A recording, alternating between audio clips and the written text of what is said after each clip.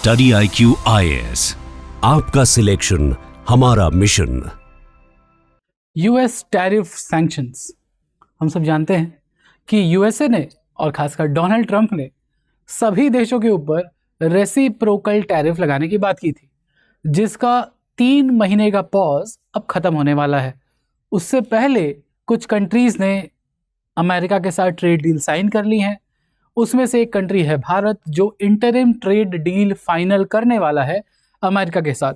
नीति आयोग ने भारत सरकार को और भारत के उन लोगों को, उन ऑफिसर्स को जो ट्रेड डील का नेगोशिएशन लीड कर रहे हैं, उनके लिए कुछ सजेशंस दिए हैं। उन सजेशंस के बारे में बात करेंगे। वो सजेशंस ज़रूरी क्यों थे, कैसे वो इंडिया के एडवांटेज में काम कर सकते हैं, उसके बारे में बात करेंगे।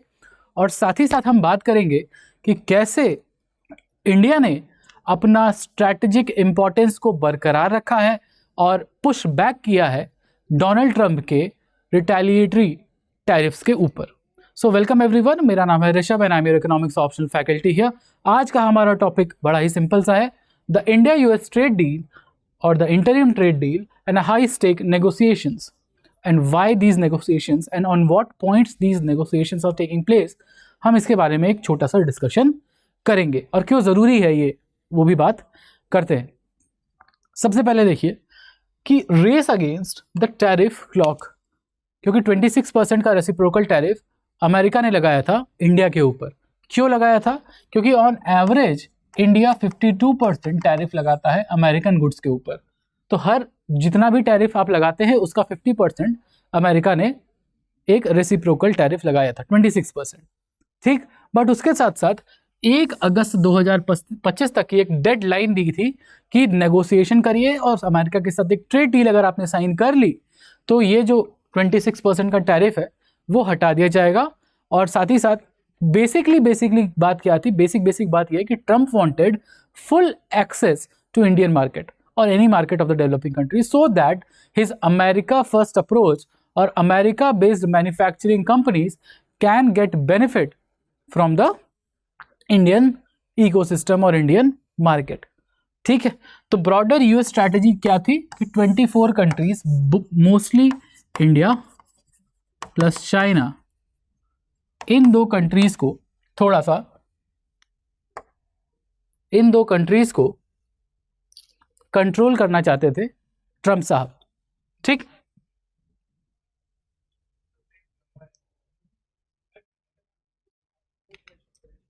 Okay, he wanted to control these 2 countries और broadly 24 countries जो काम कर रही थी against the interest of United States। ठीक है, तो इसके बारे में हम विस्तृत चर्चा करेंगे। किन पॉइंट्स के ऊपर बात होने वाली है, थोड़ा सा बात उसके ऊपर भी कर लेते हैं। सबसे पहला पॉइंट जो इंडिया रखने वाला है वो है agriculture, because agriculture is very important for India. India के फार्मर सब्सिस्टेंस फार्मिंग करते हैं, 86% of the farmer are small and marginal. तो full access to American agriculture ऐसा नहीं किया जा सकता, because they have a lot of machines, capital intensive है, बहुत सारी सब्सिडी देती है, इनपुट सब्सिडी से लेके इनडायरेक्ट सब्सिडी तक देती है अमेरिका की सरकार। तो compete नहीं कर पाएंगे इंडिया के फार्मर्स बाहर से आने वाले गुड्स का।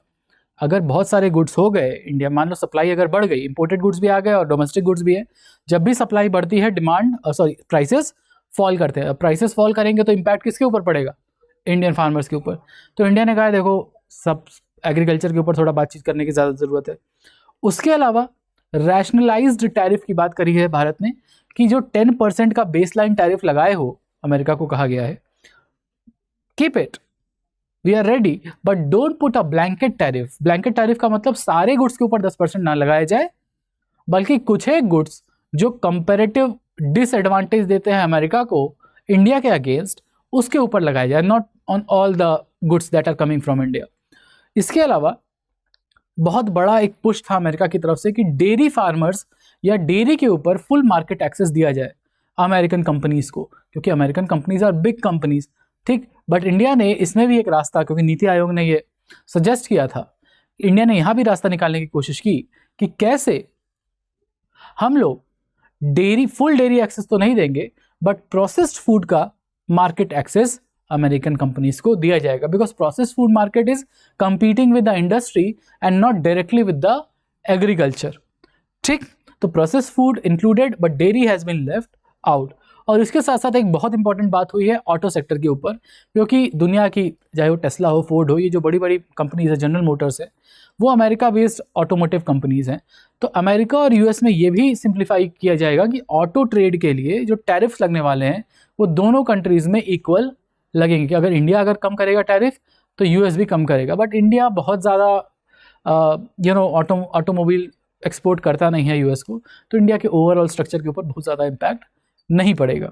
तो इन सब पॉइंट्स के ऊपर आज हम लोग विस्तृत चर्चा करने वाले हैं, और ऐसी ही चर्चा और उस चर्चा के बिहाइंड कौन सी इकोनॉमिक थ्योरीज है और हाउ इकोनॉमिक पॉलिसी वर्क्स, अगर इसमें आपका इंटरेस्ट है तो इकोनॉमिक्स ऑप्शन आपके लिए हो सकता है। ये इकोनॉमिक्स ऑप्शन का प्लैटिनम बैच अवेलेबल है आपके लिए, वो प्लैटिनम बैच जो शुरू होने वाला है by the end of July. हम लोग शुरू करेंगे माइक्रो से, और ना सिर्फ इंटरेस्टिंग है ये बिकॉज ऑफ इकोनॉमिक्स, बल्कि अगर आप डेटा के पीछे जाते हैं तो highest score in this optional this year 335, highest score in interview 215। तो ये दिखाई देता है कि प्रीलिम्स से इंटरव्यू तक जो ऑप्शनल आपका सबसे ज़्यादा साथ देता है वो है इकोनॉमिक्स। इसके साथ साथ टॉप 3 परफॉर्मिंग ऑप्शनल में for the last 10 years, top 3 performing optional में लास्ट 10 ईयर्स आपको इकोनॉमिक्स ऑप्शनल का नाम दिखाई देगा। ये यूपीएससी का डेटा है, यानी बहुत ही consistent performing, high scoring and high interview scores वाला ऑप्शनल है इकोनॉमिक्स। तो अगर आप भीड़ चाल का हिस्सा नहीं बनना चाहते हैं, भीड़ का हिस्सा नहीं बनना चाहते और आपको अपने बुद्धि पे और विवेक पे भरोसा है, तो इकोनॉमिक्स ऑप्शनल के प्लैटिनम बैच में एडमिशन लेने के लिए आप फॉलो कर सकते हैं। अपने कॉन्टैक्ट डिटेल शेयर करिए फट से, कहाँ, मेरे इंस्टाग्राम या टेलीग्राम पे, just search Hipponomics and you will find my page. आपको यहाँ पे पीडीएफ भी मिलते हैं, वैल्यू एडेड मटेरियल्स भी मिलते हैं, या फिर आप डायरेक्ट मेरी टीम को कांटेक्ट कर सकते हैं 76400300 पे। They will help you to get admission in economics optional. अगर आपको मुझसे बात करनी है, मेल मी और send me a message on Telegram और इंस्टाग्राम। ओके, आगे बढ़ते हैं, बात करते हैं थोड़ी डिटेल में कि क्यों अमेरिका इंडिया और चाइना के बहुत पीछे पड़ा हुआ है, खासकर इंडिया के। बिकॉज एक अगर हम इकोनॉमिक स्नैपशॉट देखें पार्टनरशिप का, तो America is India's biggest trading partner, और बिगेस्ट इन द सेंस कि इंडिया का जो सरप्लस है टोटल, वो लगभग $44 बिलियन का सरप्लस है यूएस के साथ। एक इतनी बड़ा इकोनॉमी जिसके साथ इंडिया का ट्रेड सरप्लस है, ये बहुत बड़ी बात है। आउट ऑफ $186 बिलियन का ट्रेड, $44 बिलियन इंडिया के पास ट्रेड सरप्लस है, both in goods as well as services. Services का तो हम मानते हैं कि भाई सर्विस इकोनॉमी है इंडिया 3, बट सर्विसेज का सरप्लस कम है और गुड्स का सरप्लस $41 बिलियन है।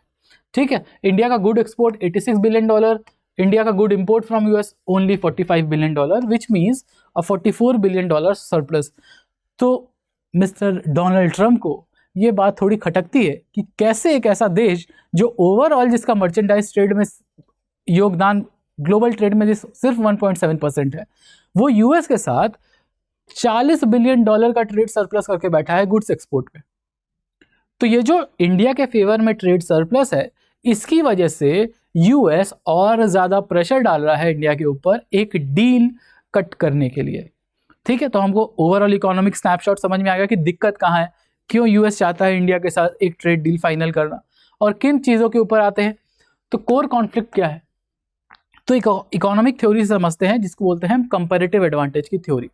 कंपैरेटिव एडवांटेज की थ्योरी में हमको ये समझ में आता है कि जब भी कोई कंट्री किसी चीज के प्रोडक्शन में कंपैरेबली दूसरी कंट्री से ज्यादा बेहतर परफॉर्म करती है, यानी productivity of one country is comparatively better than the second country, उसको ट्रेड एडवांटेज होता है। जैसे ये डेविड रिकार्डो की थ्योरी है कि जिसमें कंपैरेटिव एडवांटेज है उसको उसी में स्पेशलाइज करना चाहिए। तो अगर एग्रीकल्चर प्रोडक्टिविटी की बात की जाए ना, क्योंकि अमेरिका में लार्ज फार्म साइज है, कैपिटल इंटेंसिव एग्रीकल्चर है और कॉस्ट कम रहती है, तो एग्रीकल्चर प्रैक्टिस करना अमेरिका में ज़्यादा प्रॉफिटेबल है, यानी अमेरिका हैज़ अ प्रॉफिटेबल और कंपैरेटिव एडवांटेज इन एग्रीकल्चर। और वहीं अगर सर्विसेज की बात की जाए तो ग्लोबली इंडिया की IT companies are the most competitive. क्यों? क्योंकि चीप लेबर है यहाँ पे, high skilled and cheap labour. तो सस्ते में काम होता है, इनपुट कॉस्ट कम है, तो प्रॉफिट्स यहाँ इंडिया में आपको ज़्यादा होते हैं। तो इंडिया का कंपैरेटिव एडवांटेज कहाँ है? सर्विस। बट यूएस का comparative advantage in comparison to India is in agriculture. Why? क्योंकि इंडिया में agriculture is very small scale, America में agriculture is large scale. Economies of scale पे हैं वो लोग, यानी इनपुट कॉस्ट कम है, आउटपुट कॉस्ट मतलब प्रॉफिट्स उनके बहुत ज़्यादा है, और कभी भी इंडिया का फार्मर फिर यूएस एग्रीकल्चर से compete नहीं कर पाएगा। तो US has advantage in agriculture, India in services. इसीलिए यूएस चाहता है एग्रीकल्चर से लेकर डेयरी मार्केट तक फुल एक्सेस मिले उसको इंडियन मार्केट का। ठीक, तो टेक अवे क्या है कि नेगोशिएशन जो है, क्योंकि global super power and the world's biggest democracy versus the world's oldest democracy के बीच में ये एक पावर टसल है कि कहाँ जाके वो इक्विलिब्रियम सेट होता है कि दोनों पार्टीज रजामंदी पे आ जाती है। इंडिया का तो फिक्स है कि किसी भी raw material, input raw material के ऊपर टैरिफ कम नहीं होने वाला। इसी के ऊपर आगे बात करते हुए देखते हैं इंडिया का डिफेंसिव रेड लाइन। वो ये है कि फुल मार्केट एक्सेस अमेरिका का जो डिमांड था इंडिया के एग्रीकल्चर मार्केट के ऊपर, वो हमारे इंडिया ने कहा है कि नहीं, ऐसा नहीं हो सकता। ऐसा इसलिए भी नहीं हो सकता क्योंकि पहली बात उनको कंपैरेटिव एडवांटेज है और यहाँ के फार्मर्स को है नहीं। सप्लाई अगर इंपोर्ट वाली बढ़ गई तो इंडिया का जो मार्केट है वो क्रैश कर जाएगा, तो फार्मर की इनकम क्रैश कर जाएगी। इसीलिए say no to packaged food item और मिल्क आइटम। तो और उसके अलावा अगर डेटा बैक्ड बात की जाए इसके ऊपर, तो एसबीआई एनालिसिस कहती है, स्टेट बैंक ऑफ इंडिया की एक रिपोर्ट आई, वो कहती है कि अगर फुल मार्केट एक्सेस दे दिया जाता है रॉ मटेरियल के लिए यूएस को, तो इंडिया के फार्मर को लगभग $12 बिलियन का लॉस होगा।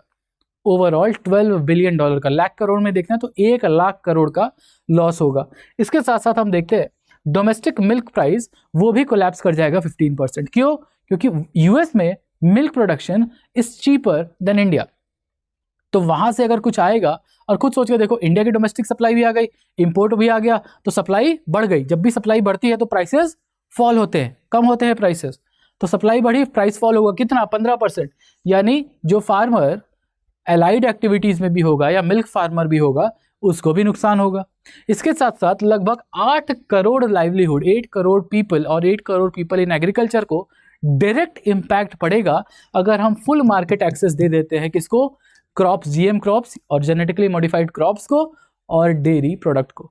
इसीलिए इंडिया इस कॉन्सेंट्रेटेड कैटास्ट्रॉफिक पोटेंशियल लॉस को कम करने के लिए खासकर एग्रीकल्चर में डेयरी इनपुट प्रोडक्ट्स और फूड क्रॉप्स को बिल्कुल ही मना कर चुका है।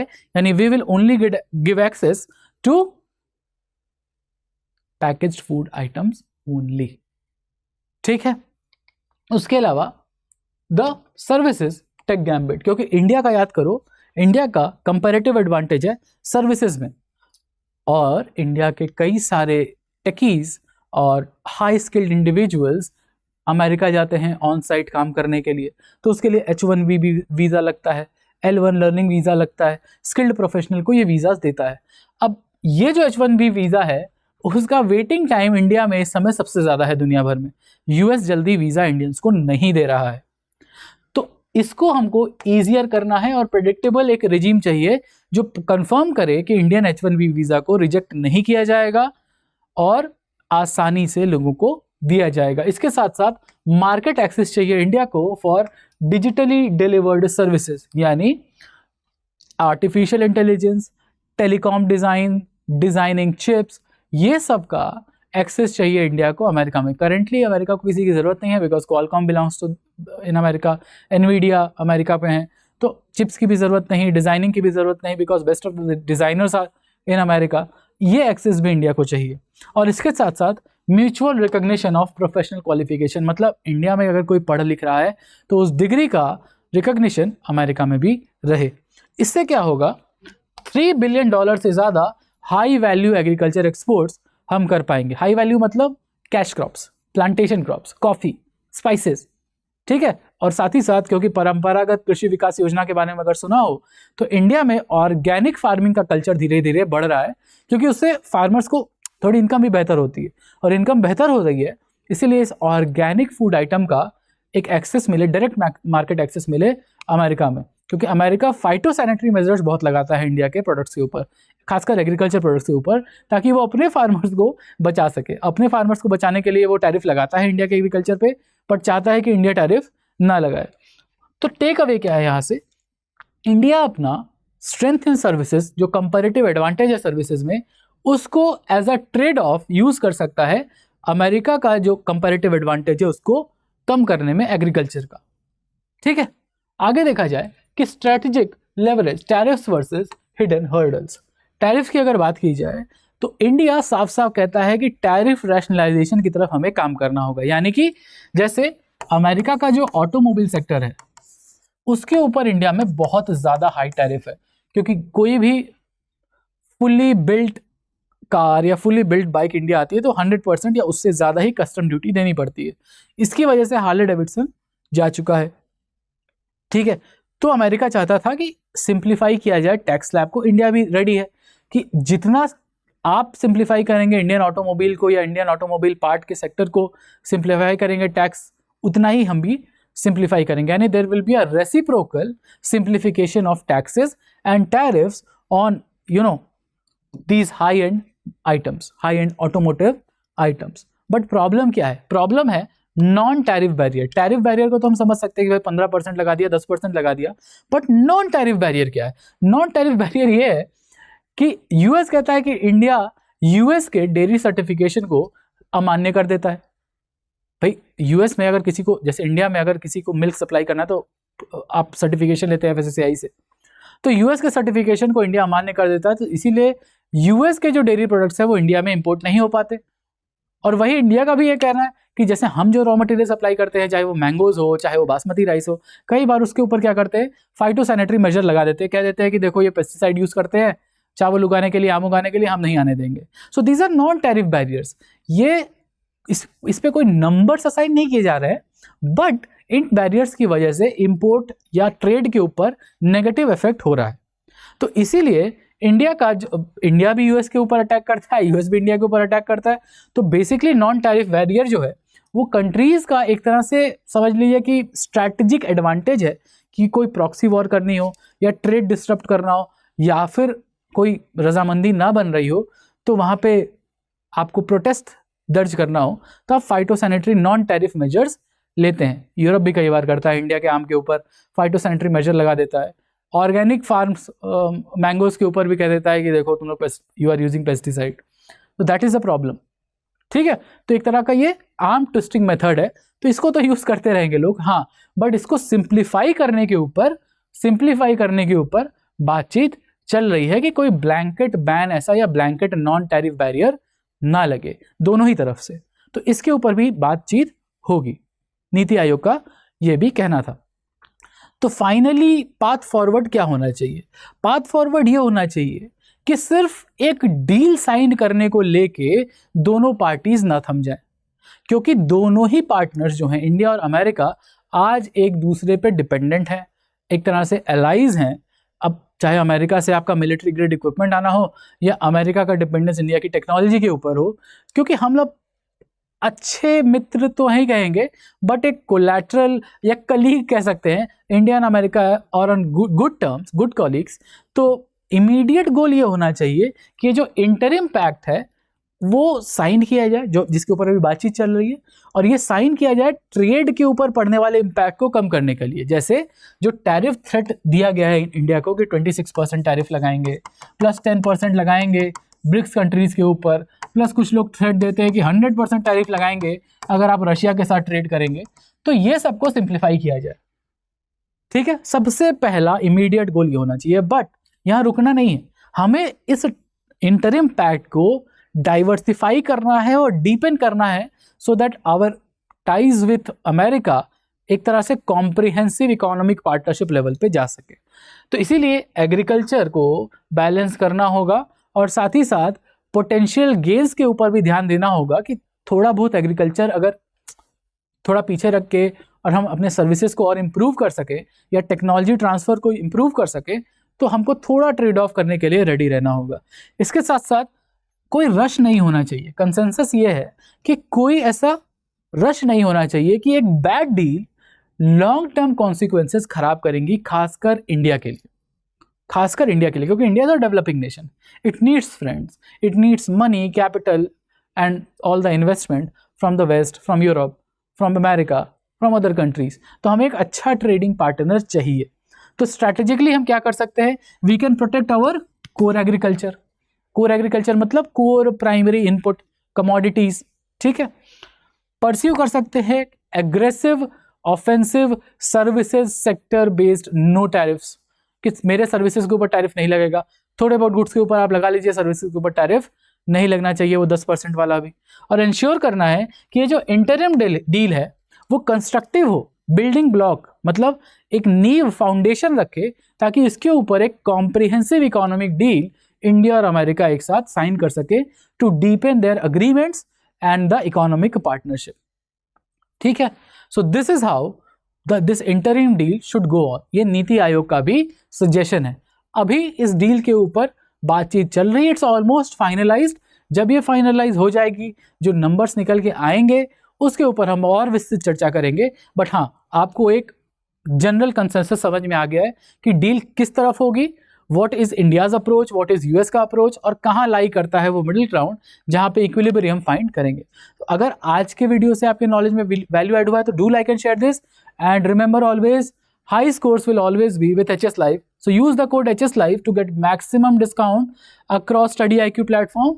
और इकोनॉमिक्स ऑप्शनल का प्लैटिनम बैच के लिए जो लेट जुलाई शुरू होने वाला है माइक्रो इकोनॉमिक्स से, अगर आपको उसमें एडमिशन चाहिए तो follow me on Instagram and Telegram. On search करो हिप्पोनॉमिक्स और write to me on rishabh.singh@studyiq.com और I will help you in getting your admission. So thank you everyone. Use the code HS Live. Will meet again soon. Bye bye. Study IQ IAS, आपका selection हमारा mission.